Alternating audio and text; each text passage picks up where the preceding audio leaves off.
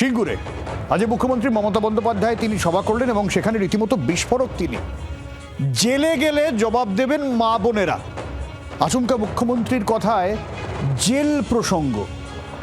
তিনি বলছেন যে তিনি যদি জেলে যান মা বোনেরা জবাব দেবেন এবং ঘরে ঘরে নাড়ু তৈরি হবে। এবং একই সঙ্গে প্রধানমন্ত্রীকেও নিশানা করলেন মুখ্যমন্ত্রী মমতা বন্দ্যোপাধ্যায়। কেন্দ্র বিরোধী সুর সপ্তমে তুলে জেলে যাওয়ার প্রসঙ্গ আনলেন মমতা বন্দ্যোপাধ্যায়।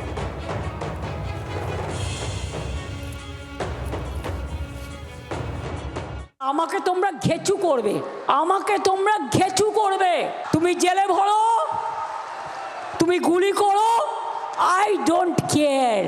আমি সব কিছুর জন্য তৈরি। আমি জেলে গেলে তো মায়েরা জবাব দেবে, বোনেরা জবাব দেবে। ঘরে ঘরে নাড়ু তৈরি হবে। আর নাড়ুর সাথে আর কি তৈরি হবে? নাড়ুর অপোজিট কি? আমি প্রথম অক্ষর বলে দিচ্ছি, ঝয়কার। তাহলে বাংলার মা বোনেরা জবাব দেবে। আর ঠিক এই জায়গা থেকে মুখ্যমন্ত্রী মমতা বন্দ্যোপাধ্যায় গতকাল যে খবর আমরা দেখিয়েছিলাম, তিনি গোটা বিষয়টা দিল্লিতে নিয়ে যেতে চাইছেন, দিল্লিতে সুর সপ্তমে তুলতে চাইছেন। নির্বাচন কমিশনের দফতর অভিষেক বন্দ্যোপাধ্যায় গিয়েছিলেন, সরাসরি মমতা বন্দ্যোপাধ্যায়ের আজকে যাওয়ার কথা ছিল, কিন্তু অপ্রত্যাশিত পরিস্থিতি তৈরি হয়ে গেল। অজিত পাওয়ারের মৃত্যু, মুখ্যমন্ত্রী আজকে গেলেন না, যাবেন সোমবার। এই নিয়ে কি বক্তব্য শুরু?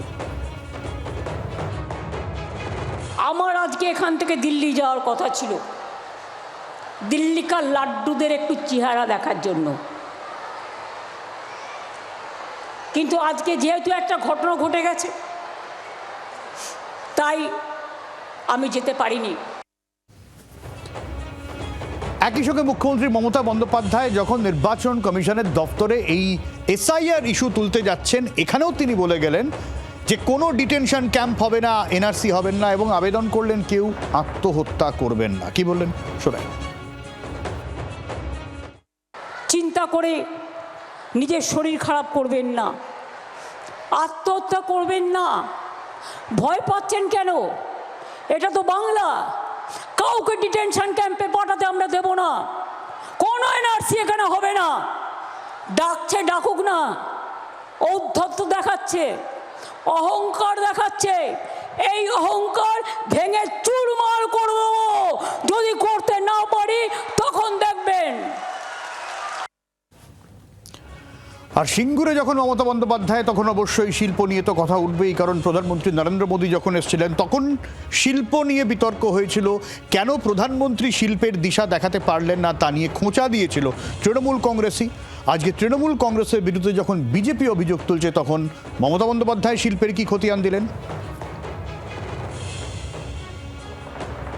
এখানে 8 একর জমির ওপর 9 কোটি 20 লক্ষ টাকা খরচ করে সিঙ্গুর অ্যাগ্রো ইন্ডাস্ট্রিয়াল পার্ক গড়ে তোলা হয়েছে। 28টি প্লটের মধ্যে বরাদ্দ হয়ে গেছে 25টি। অনেক মানুষের কর্মসংস্থান সিঙ্গুরে হবে। কৃষিও চলবে, শিল্পও চলবে, কৃষি জমি দখল করে নয়।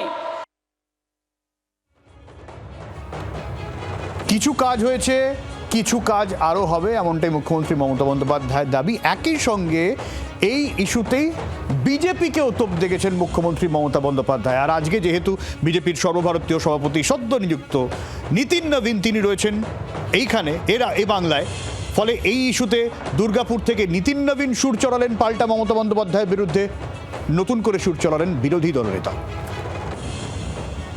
আজকে সিঙ্গুরের মাটি, যে মাটি আমায় জয় করিয়ে দিয়েছিল, সিঙ্গুরের কৃষি জমি ফিরিয়ে না দিলে আমি জীবন বাজি রেখেছিলাম। 26 দিন অনশন করেছিলাম, আরও করতাম, মরবার জন্য তৈরি ছিলাম। কিন্তু কৃষকদের জমি ফিরিয়ে দেবো বলেছিলাম, ফিরিয়ে দিয়েছি। আর তোমরা কি করেছো? সিঙ্গুরে দাঁড়িয়ে মিটিং করে শুধু আমাকে গালাগালি দিয়েছো। কিছু করেছো?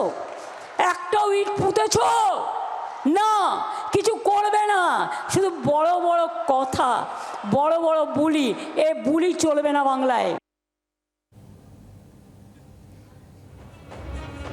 आज सिंगूर के लोग दुखी हैं क्योंकि आपने कोई नई औद्योगिक इकाई नहीं बनाई। इसके लिए जवाबदेही किसकी है? आपने 15 सालों में यहाँ पर सरकार रखी, आपने यहाँ के महिलाओं को सुरक्षा नहीं दी।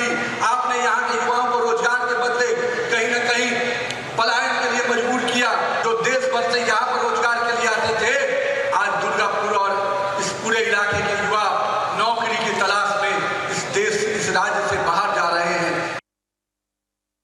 ममता दीदी, आपकी सरकार जब आई थी तो आपने जो आंदोलन खड़ा किया था उसमें आपने सपना दिखाया था कि हम इंडस्ट्री के बड़े केंद्र खोलेंगे, लेकिन दुर्भाग्य है कि आप इंडस्ट्री के नए केंद्र क्या खोलेंगे, आप पुरानी पड़ी हुई इंडस्ट्री को भी बंद करने के लिए रास्ते निकाल रहे हैं। और हमारे युवा जो देश भर से यहाँ पर रोजगार के लिए आते थे, आज दुर्गापुर और इस पूरे इलाके के युवा नौकरी की तलाश में इस देश, इस राज्य से बाहर जा रहे हैं। সিঙ্গুর কার্যত মমতা বন্দ্যোপাধ্যায়ের হাতে শ্মশানে পরিণত হয়েছে। তাই 15 বছরে কোনো বড় বিনিয়োগ, বড় ইন্ডাস্ট্রি পশ্চিমবঙ্গে আসেনি। এক এক করে পেট্রোকেমিক্যাল সহ আমাদের নানা বড় বড় গোষ্ঠী পশ্চিমবঙ্গ ছেড়েছে। বাংলার আওয়াজ, বাঙালির আবেগ, জি 24 ঘন্টা।